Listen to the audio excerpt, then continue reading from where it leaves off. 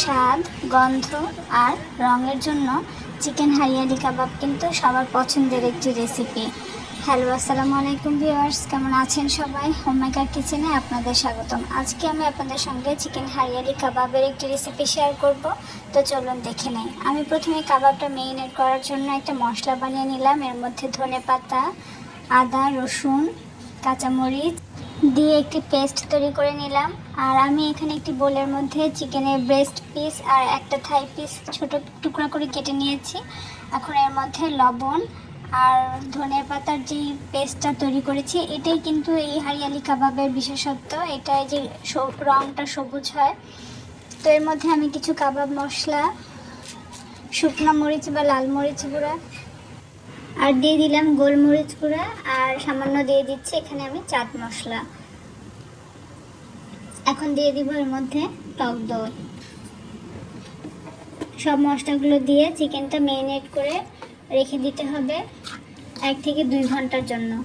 যে কোনো কাবাবে মেরিনেশনটা কিন্তু খুব ইম্পর্টেন্ট। এটা যত বেশি সময় রাখা যায় মাংসটা কিন্তু তত সফট আর এটা জুসি হয়। এখন এটা মেরিনেট করে আমি ফ্রিজে রেখে দেবো 1.5 থেকে 2 ঘন্টার জন্য।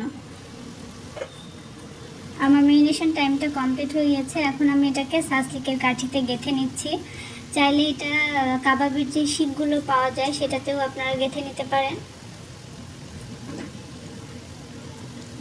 এখন আমি এগুলো একটা একটা করে সবগুলো বানিয়ে নিব।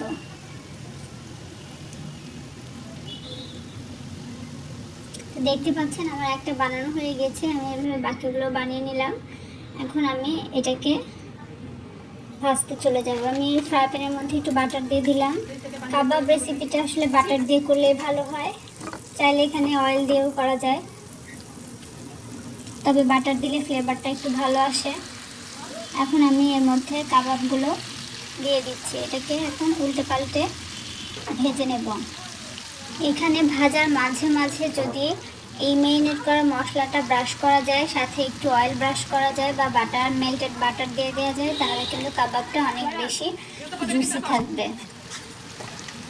একদমই ড্রাই হয়ে যাবে না। তো আমি এখানে মাঝে মাঝে এই মেরিনেটেড মশলা আর বাটার দিয়ে মিক্স করে নিয়েছি, এটা একটু ব্রাশ করে দেব। এটা একটু মিডিয়াম টু লো হিটে করে নিতে হবে। একদম হাই হিটে করলে তখন ভেতরটা কাঁচা থেকে যাবে আর উপর থেকে পুড়ে যাবে। তো আমার সবগুলো বানানো হয়ে গিয়েছে। আমি নর্মালি এটাকে সার্ভ করে নিয়েছি। তো আমার আজকের এই রেসিপিটি কেমন লেগেছে সবাই অবশ্যই কমেন্টস করতে ভুলবেন না। আসসালামু আলাইকুম।